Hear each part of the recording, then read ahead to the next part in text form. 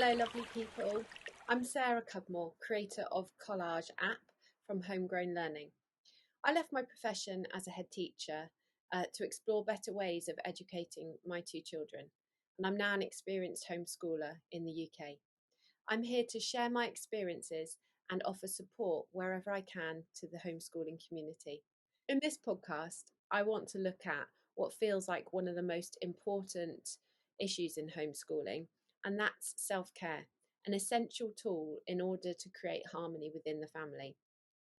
This podcast is relevant to any parents, but is actually aimed at homeschoolers.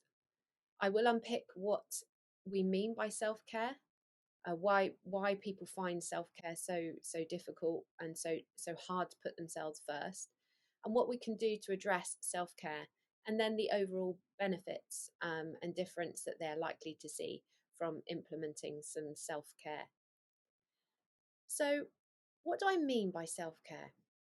Self-care is the practice of taking care of one's own health, both physically and mentally. It's something that we all need to do, and it's something that enables us to feel whole and to have something for ourselves. It's something that drives something that we feel passionate about, and it's something that creates space for ourselves. And this can look and feel different for everyone. So I'm going to share a range of things that I do and that have worked for me, but this is everybody's personal journey. So dip in where it feels relevant for you. So the impact of the pandemic has actually led many parents to despair. We were reading, lots of Facebook messages and things from people who were in a situation where they were suddenly forced to have their children 24/7, and parents were struggling. They were struggling to balance work and children, and it was in essence creating quite a negative experience for many families. But obviously with homeschooling, that's a choice that we've made. We've made that choice to spend 24/7 with our children. We actually want that. We value that time. But there is still an underlying difficulty in being together and being so close all that time, as to how you can create time and space for yourself. I want to share a little story before I start, and it's really a story of how I've come to talk about self-care and how I've recognised that it is so important. So I left my profession as a head teacher, and as you can imagine, it was a fairly stressful job. And I was balancing trying to be mum and a rigid timetable of being out the house, of various people picking up my children, and life was just really quite stressful. And I decided to leave the profession for a whole variety of reasons, but mainly to be with and to educate my children. And I really honestly believed that I was going to have immediately just this different, amazing way of life. And I did get there, but the journey wasn't quite as I imagined. And I immediately thought I was going to just school my children at home, which obviously didn't work. And there's I've done a whole podcast about deschooling, and I recognise the importance of that. But to cut a long story short, after about a year of homeschooling, I became really quite ill. My skin started to flare up. I felt lethargic all the time. I'd lost my sense of fun and happiness, and my actually got to the point where I was bedridden. My whole body had puffed up. So there were lots of things going on in my gut, and lots of sort of health issues being brought to the surface, literally. And whilst that was really, really difficult to deal with, what it left me with, and it took a long time to heal and to work out what was happening, but it left me with in a situation where I recognized that I needed to look after myself, and only I could do that. I was looking for other people to look after me. I was looking to buy and have things to make me feel good and to make me feel better. And actually, the crux of it were that I hadn't been looking after myself for a very long time. And the change in my lifestyle was great, um, but actually, in a way, left me with less time and space. You know, actually, when I was driving home from work, although I was driving home in my head thinking, right, will they have eaten? Will they have done this? I could listen to the music on the channel. I could wind my window down and feel the fresh air. I was getting moments of space for myself. And then when I started to homeschool, actually, whilst it was just an incredible, I knew it was the right thing. I wasn't creating space for myself. My husband wasn't getting home from work late, and a whole variety of things that I, you know, was looking for to be able to have space weren't there. And so actually, for me, it was just, you know, head down, get on with it, until I got myself into the situation that I did. So why is it then that so many people aren't able to put themselves first? And I think when I look at all the lovely people around me, you know, it's something that many people struggle with. um, and I wonder if it is about part of an era that we grew up in, you know, a culture of head down, work hard. um, my own mum, bless her soul, she used to make me feel really guilty if I had a lay in. You know, I'd hear the hoover bashing at my door at like 9 o'clock. I'd get that real sense of feeling that she thought I was lazy. um, and and also, you know, other examples that, like, we've become a society of like quick fixes, you know, from like food in, you know, food that we can order, from quick fix medication. You know, actually the amount of people that regularly take paracetamol and things like that is off the scale. And we do that because we don't have time to be ill, we don't have time to stop. We're constantly kind of suppressing the feelings that we have, and ultimately we're just telling our body that we just don't have time for this, so everything gets kind of pushed down until potentially you get to a situation like I was in, where you actually become quite ill. um, so we live in this kind of culture of guilt. Like, we feel guilty if we leave our children. We feel guilty if we ask someone to look after our children. We feel guilty if we go for a walk. We feel guilty if we're late back from something. And I think if that feels like that's been ingrained in a sort of in a culture of how we've grown up. And obviously that won't be the case for everybody, but it definitely, I can see that around the people that I'm with. And if those kind of things resonate with you, and you haven't yet read Glennon Doyle's book, Untamed, stop pleasing and start living, it is an absolute life changer. And I I'm so grateful to my friend who shared her book with me last year, and that really put everything into a sense of place, and really helped me to move on and to actually start living life, my own life. There's also a really nice little thing that you can do if that resonates to you. You can sort of make a little list um, of how you others treat you, or how you feel like others expect you to be. So you can start with, like, you know, your children, your partner, your parents, your boss, your community. And then you can flip that over and actually think, how do I want to be treated by all these people?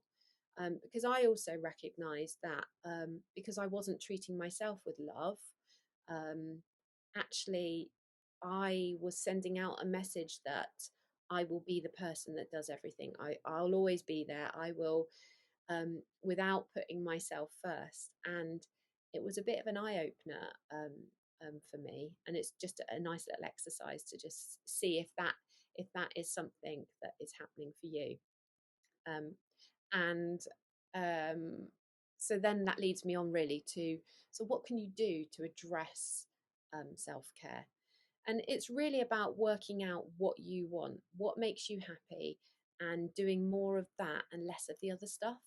um, I'm going to share a list of the stuff that I that I worked out works for me, and then um, see if any of those things work for you, and let me know in the comments. There may be other things that you're doing, and that would be really nice to share with people.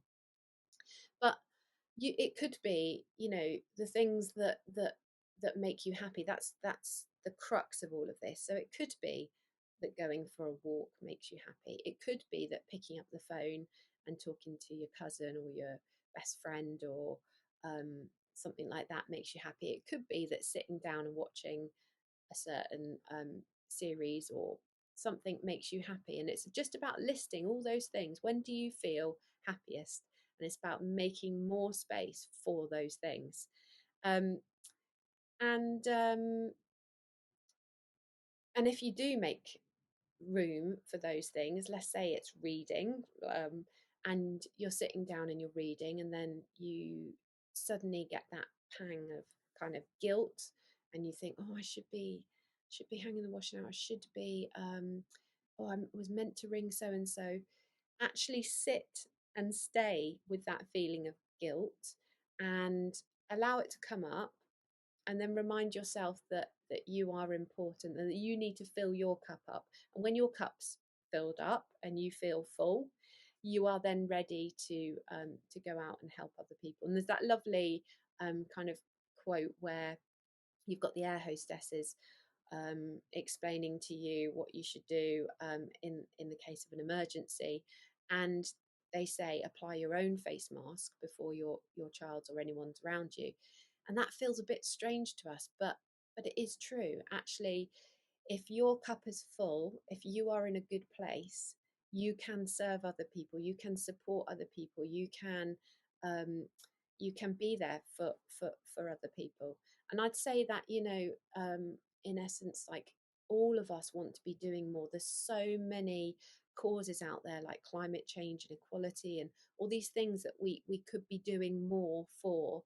But if your cup's not full, if you're not in a good place, you need to focus on you'll be able to give more when your cup's full and when you're being reactive to what your body needs. And that's honestly has made such a difference to myself. So some of the tools that I use, the most amazing tool, and the one that led me on to lots of other things, was breathing. I never realized that I was a shallow breather. And basically, if you shallow breathe, it's going to potentially lead to sort of headaches, a bit of dizziness, your energy being depleted, your heart rate will be going faster, you won't be so regulated.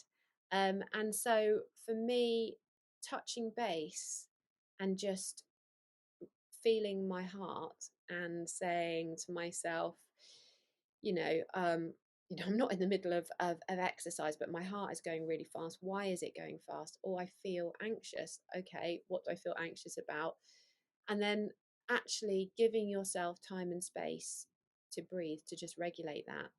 I love to just open the front door and just sit out, um, on the front step, and just breathe, and just take a moment until my breath is regulated, and then I'm ready to just carry on. The other thing I did a lot of, particularly when I was bedridden, was a lot of meditation, a lot of focusing on my inner body, a lot of healing, and that was really great because I was able to do that. And I use meditation now. I use it very much to relax at the end of the day. Um, but the one thing I would say with meditation is to try and be reactive, to try and do it when you need to do it, as opposed to like timetabling it in and saying, oh, I meditate at night and I meditate first thing in the morning. Because it's all about meeting the needs of your body. The other thing that I do, and I've carried on doing, is I started yoga about 2 years ago, and I do yoga first thing in the morning. And I do that first thing in the morning to regulate me and get me sort of set up for the day. And I don't view yoga as exercise. I totally view it as a way of calming myself, of going into my day slowly, of breathing, of having a good posture. Um, you can use yoga as a form of exercise, and that's more focused on breathing and moving through at maybe a different pace. But actually, for me, the essence of yoga is about the breathing and the internal connection with your body. Um, so exercise is a great is great. Obviously, it's it's proven it keeps us healthy. It keeps our mind in a good place. It keeps ourselves physically strong. Um, but the thing I would say about exercise is, if you say to yourself, right, I'm going to run 3 times a week. I'm going to run for 20 minutes 3 times a week. That's my exercise. That's great. But if it gets to Monday night, your running night, and you are saying to yourself things like, oh gosh, I've got to run tonight. Oh, I really don't feel like it, but I've got to do it. It's my exercise.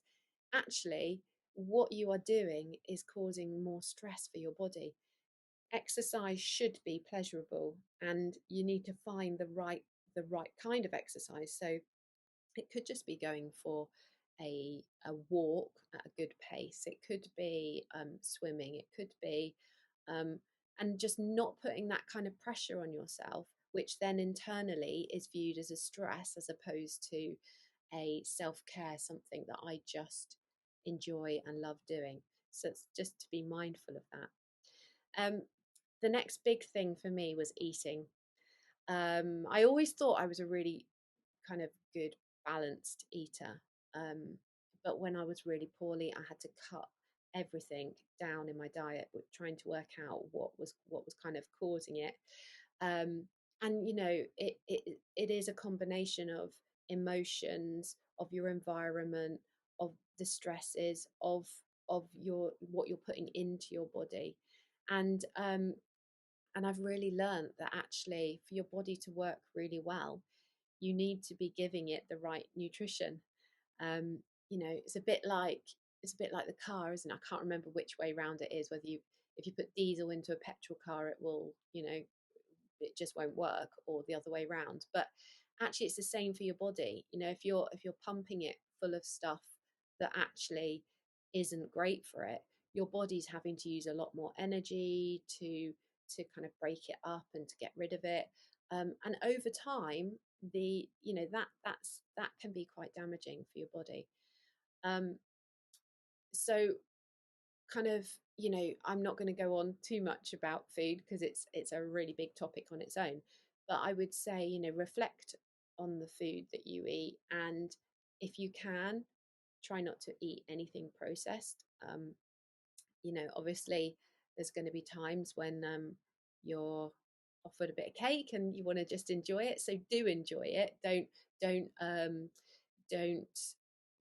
don't do negative things to your body where you're not giving it anything that you don't really enjoy, but actually focus the majority of the food that you eat on being unprocessed. And if you can shop locally, you will not only be buying food that's more sustainable and helpful for the local economy, but you will actually be buying food that's got more energy, that's grown more locally, that hasn't been refrigerated for a long time or hasn't had anything potentially added to it. And actually, eating nutritious food can feel so good. If I make a lovely bowl of chicken soup or butternut squash soup, or and make myself some crackers and things like that to go with it, actually it can feel so great and good for my body. So that's just food for thought, as they say. So moving on, I used to think that I had to go off for a day or night to get some space and time for myself. But actually, when I started to do that, it felt really unachievable and quite stressful. You know, I didn't have the immediate friends and family that I could easily do that, and therefore it became quite stressful to try and create that opportunity. And I also started to reflect on the fact that actually, wouldn't it be great if I could create space within the family setup, and wouldn't that be great for the children to see that I'm creating space and to learn from that. And now I have learned that I can do yoga. I used to get up like an hour before them and try and do yoga and fit all the things that I wanted to do for myself in before they got up. But actually, you know, that just made me a little bit resentful of maybe having to get up earlier than I wanted to. Um, Not that actually, you know, the space when you do get up an hour before everyone, there is something really beautiful about the calmness and the sort of just the environment when there's nobody else around. So I'm not saying that that's not a worthwhile thing to do, but it's all a balance. It's about how does it make you feel. So I learned to create space within my family setup. So now I can do yoga, and actually the children can be around me, and I'm so zoned and so focused on my own space and my own breathing um, and it doesn't disrupt me. And you know, we don't live in a massive house, we don't have any spare rooms anyway, but I've learned to make my bedroom my sanctuary. Got my little lights, I've got my candles, my oil burner, and I love retreating to my room. I love coming in here just to read. I can come in here and grab 5 or 10 minutes to regulate my breathing if I need to. I can come and just sit and look out the window, or I can, you know, give myself time to come in and lie and watch something, or read something, or have a phone conversation with a good old friend. So learning that actually you can create space in your own setup is really helpful. And I do think it is really great for the children to see that, and slowly over time they can start to use their own, you know, use that within their own day. So now I don't timetable space. You know, I did start off by doing like Tuesdays and Wednesday nights. I would go to my room in the evening when my husband got home, and I would watch that series that I love. But then little things cropped in, like it would be a beautiful evening, and we'd all decide to go out for a walk or play football up in the park, and actually then I had that whole having to make a choice about like, what do I do, or how do I feel, and or shall I stay at home, or shall I go, or and actually, so now I have learned not to timetable things in, apart from my yoga every morning, and to actually be reactive to my body. So we've talked about like that racing heart thing, but you know, actually I get other symptoms, like my legs go quite heavy. Maybe I'll have a little pain in the back of my neck, um, or maybe I can hear myself being a bit a bit a bit snappy, or maybe I am feeling busying myself. They're all things that I've learned. Or a bit of brain fog, you know, when you just can't think, you're in the fridge, what are you doing in the fridge, what are you doing in the fridge? um, and I've learned actually that those are all signs that my body is a little bit overwhelmed and just needs me just to step back. So I'll use those signals to go, okay, so now I'm going to go to my room and just have 10 minutes to read. Or that isn't always possible, and you're not always in the right environment to be able to do that. But I might say to myself, actually, when I get home, I fed the children and the husband's back, I'm going to just take myself to bed, hot water bottle, cup of tea, got my book, and I'm just going to fill my cup up, and it's enough. But it is really important to be reactive to that. um I also I started journaling, and I think journaling is really great. So I have my little book, and I used to write every day, my intention for the day, a couple of things that I felt grateful for, and then all those other thoughts and feelings that were kind of flowing out. um, I've actually stopped journaling because it felt like it was something I had to do every day, and became like a bit of a list. Or I've done my yoga, or now I need to do that. And actually, I'm using journaling a little bit more reactively, in the moments where I think, actually, I just want to write down my thoughts and feelings here, and I'll just grab my journal and do it there. But what I would say, that journaling was really great because it ingrained a few things in me, like being grateful. And I now, I am, I was going to say I'm grateful all the day for everything, but I'm not. But just like, I will look at my plate of food, and I actually genuinely feel really grateful for what I'm eating. And I will, every morning look out the window and just feel really grateful um, for the space, or the bird song, or all those little things. So I felt that I didn't need to journal to write down what I'm grateful for. I felt like that was ingrained. And I felt like when I finished my yoga practice and I just sat quietly for a moment, it was enough for me to mentally think, okay, this is what's happening today. This is what I need to do for me. This is what I need to do for the children. And these are the things we've got going on today. And that was enough to set those intentions. So yeah, just using it in a more reactive way. Similarly, everyone talks about affirmations now, and those were really powerful for me when I really wasn't well, um, or when I dip down and I start to feel a bit self-conscious, or a bit, So I do use affirmations, and I just take some time to breathe and say those to myself. So I'll use ones like, I am enough, I'm a wonderful mum. um, any of those kind of things, using I am at the front of it is a really great way to start. So affirmations can be really powerful, if you feel that you need them. So next on my list is nature. Everyone's talking about nature, and definitely part of the pandemic has been, really people getting outside whenever they can, and just feeling really grateful for that little bit of space.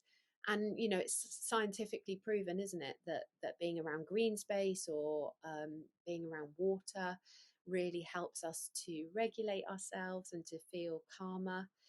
Um, and I think in this country, in the UK, we are fairly lucky in that we probably all live near a park. Um, some of us are more blessed with more rural settings, but actually, it's about just finding that little patch of green space, um, and just getting out there and using all your senses to be smelling the flowers, to be listening to the bird song or the bees buzzing around, um, to be feeling the breeze on your face, or the breeze moving your hair. And when you're in those moments, you become in the present moment. And for me, that was a really huge thing to recognize, that I spent so much of my time either digging up the past and sort of being, oh, I wish I could have, I wish I hadn't done that, or I wish I'd had that kind of upbringing, or I wish I'd, um, and then the sort of opposite end to that is, I spent so much time worrying about the future, what was going to happen, um, role playing, what would I say, how would I react to this, things and events that hadn't even occurred. And so being in the present moment just enabled me to know that everything was okay, and that in that moment everything is okay. Everything, I feel safe, I'm happy, I'm content, I'm not needing something, I am just in that moment okay. And the more time you spend being in that moment, the more everything starts to feel okay. And I had to really learn that with my children, because I was always being so busy. I was great multitasker, but I could be, flinging food in front of them and grabbing things out of the washing machine and doing emails at the same time. But I wasn't present with any of those things. And particularly with the children, now when they want to show me something, I really put out of my mind, oh, got to get the washing out of the machine and hang it up, or those little things. And I'm really focused on the children and just being present with them. And it is such a beautiful thing. And it fills their cup up, fills my cup up, and just makes me feel a lot happier, actually.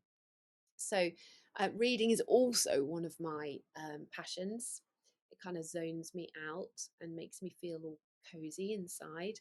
I'm really passionate about learning new things. So I've always got my nose in a book, or I'm looking things up. Um, Interestingly, mainly non-fiction, which I've come to learn about myself, is quite interesting. So really it's about, that's a few things from a list, but it might be that, your passion is knitting, your passion is cooking. It can be anything, and it might be that for you, reigniting it is doing like a little online course. It might be connecting with a community, and just making space and time for that. So whatever it is, it's your personal journey.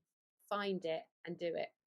So just to touch base on what overall difference can it have, and I think the difference for me has been that my children have more respect for me. Um, we are much more understanding of each other and each other's needs. And I kind of cringe a little bit, because I used to do a lot of, my husband would get back from work, he'd slouch in the sofa and be like, oh, I'm so exhausted.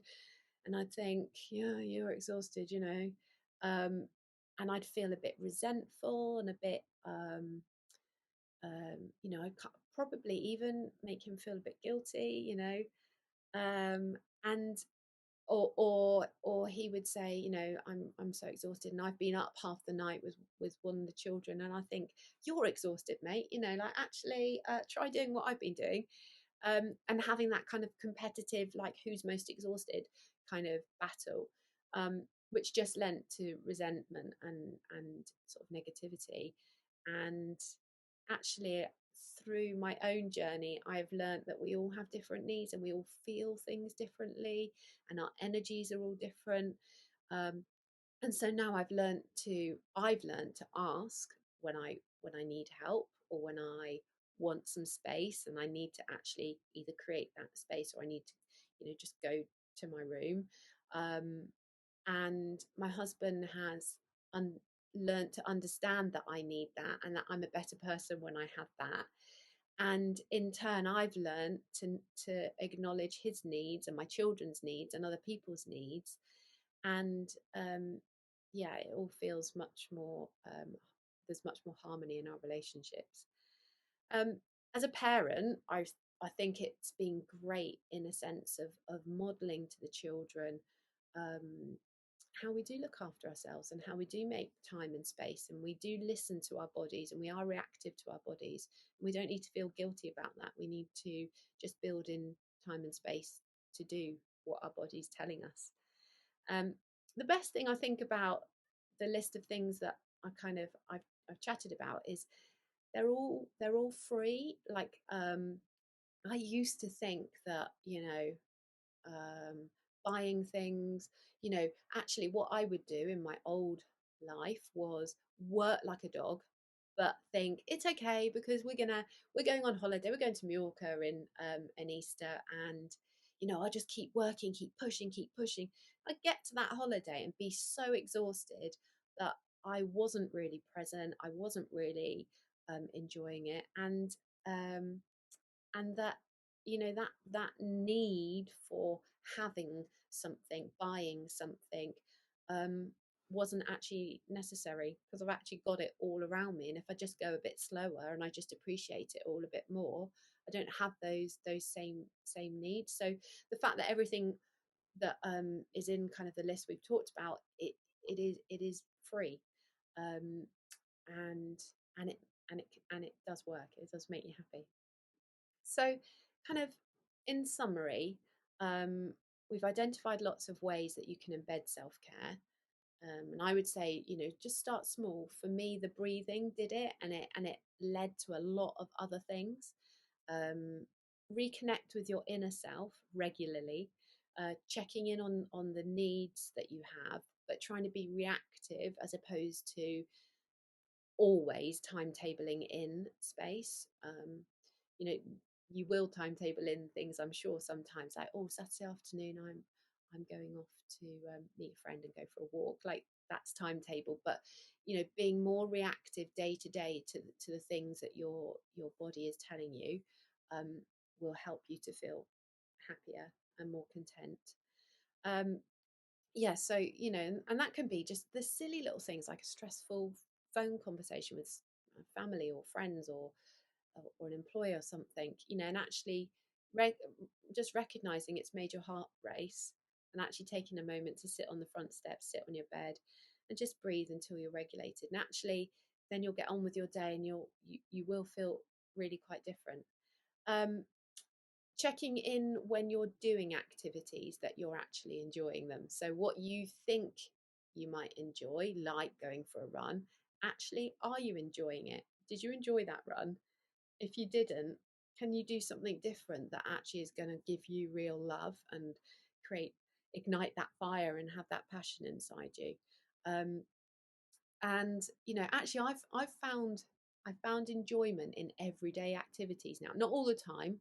um, I'm not perfect, and I've still got a long way to go on my journey, I think. But silly little things like putting the washing away, the other day, it just cracked me up, the amount of odd socks that I had. And then when I sort of reflected on the fact that my daughter likes to wear odd socks, and it just made me giggle.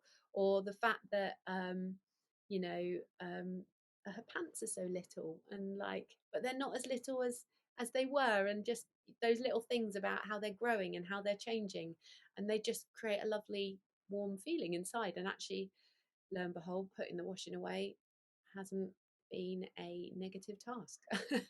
um so just finding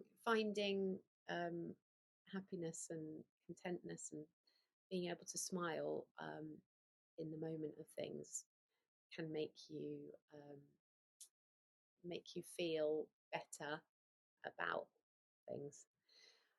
And when you know what makes you tick and what lights your fire, make sure that you initiate it. So it's easy to put barriers up, isn't it? Like, I'd love to do that course, but it is money, so I can't do that. Or, you can find another course, or you could maybe find somebody who could teach you, or an online group that are happy to share tricks and things like that. So um, don't put the barriers up, just go for it. Get started, learn something new, spend some time with people who make you feel great. That's really important, to be around people who make you feel good. If they don't make you feel good, you have the power to change that, and to make sure that you're enjoying the time you spend doing the things you do. So I really hope this has helped, and I hope there's some ideas there that you feel that you can go out and embed. Let me know in the comments what it is that you do for self-care, or where you're at on your journey. If you've got any tips to share, that would be great to support the homeschool community. Um, if you've got time, please leave me a review, share, or give me a thumbs up if you enjoyed this. And contact me if you've got any more areas that you'd like me to cover. My details are in the show notes. And until next time, keep calm and take a moment for yourself. Much love. Thank you.